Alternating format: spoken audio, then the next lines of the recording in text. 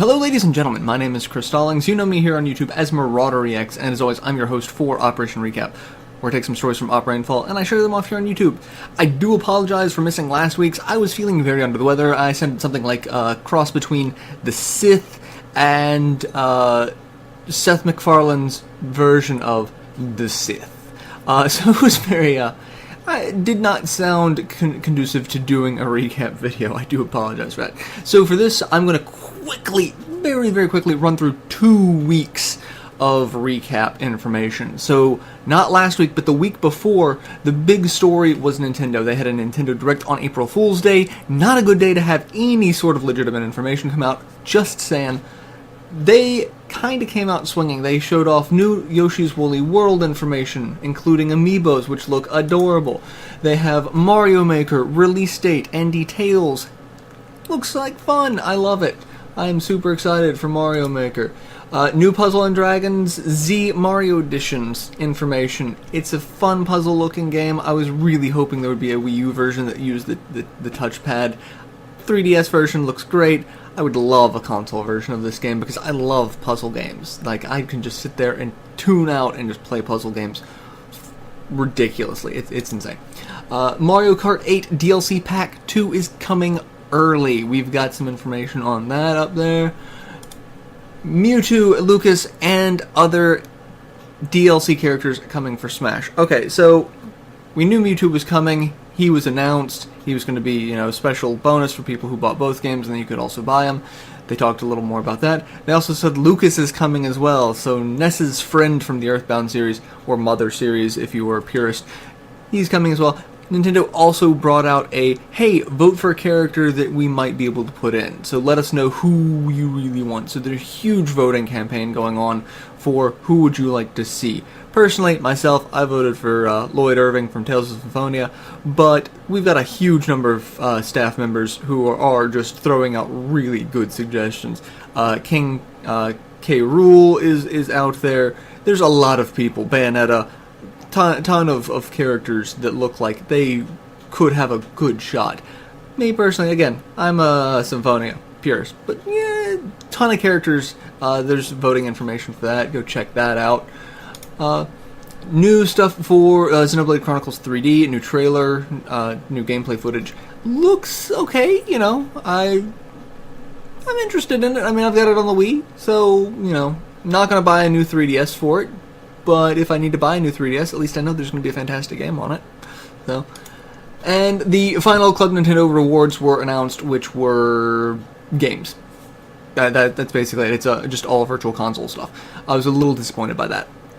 Nintendo also, during their Direct, released information release dates for their next series of Amiibo figures, Wave 4, that was coming out, including popular characters like Robin, Lucina, Ness, Pac-Man, etc. And already sold out. They were sold out within minutes. It was a massive problem for a lot of people. We were seeing reports of people in physical stores trying to reserve these, and the system was just not able to handle it in store or online. And it took people hours upon hours to even get a chance to try to do it in some cases. So, not a good system there. I was really disappointed, again, with Nintendo dropping the ball on Amiibo. It seems like it's just something that they cannot physically do well. The system, I don't know if it's a problem with the system on their end or a system on how they deal with retailers, but there is a disconnect somewhere in the system that is just causing major problems for fans to try to get the figures that they want, and that's just ridiculous. At this point, it is beyond laughable, and I'm glad I've got the figures I wanted. I would have liked, some of the figures from Wave 4, but not enough to put up with this level of headache. So, sorry, Nintendo. This most previous week, was a pretty interesting week. The biggest piece of news was the ESA, the Entertainment Software Association.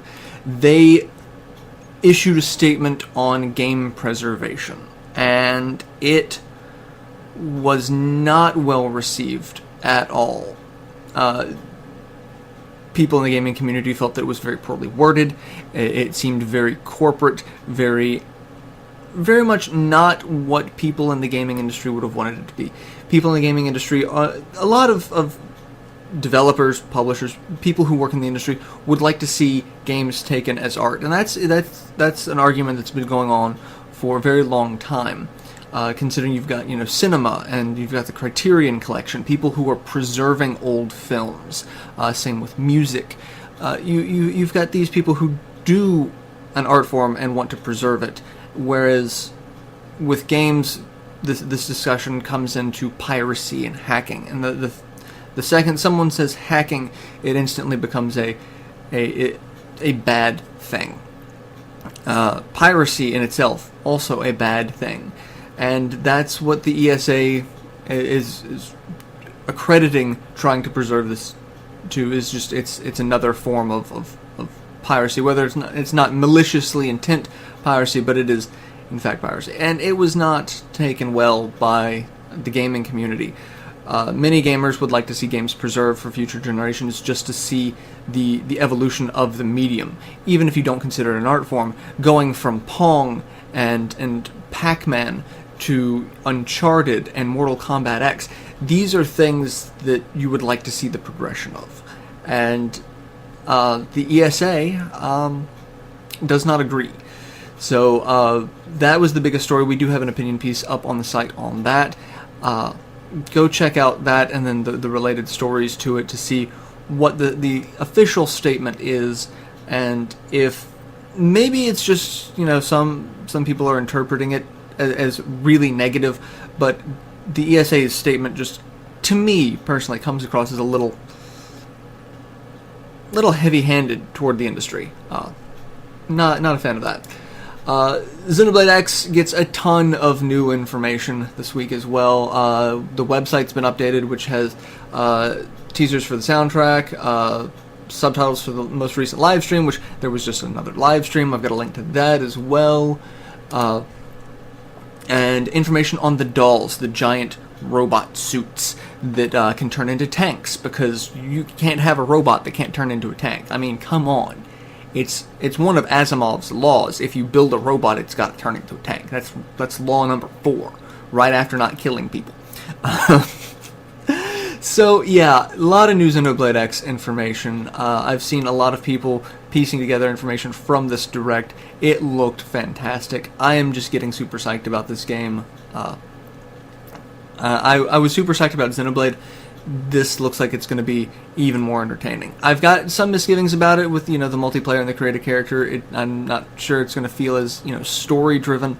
It's looking more open world, Oblivion, Skyrim, Fallout type game, which not a bad game. I love Fallout with passion, but got to make sure I air what misgivings I might have, just so that if the game happens to correct them and blow me away with it, that I can eat a massive slice of humble pie. So, that has been 2 weeks worth of recap, just kind of shoved in your face. I've got a massive link dump in the video description for everything that I've talked about, and probably then some.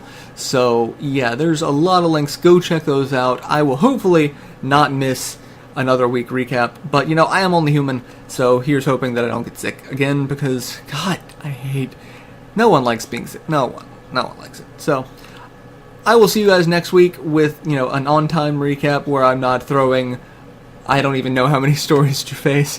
I will see you guys next week. So till then, later everyone.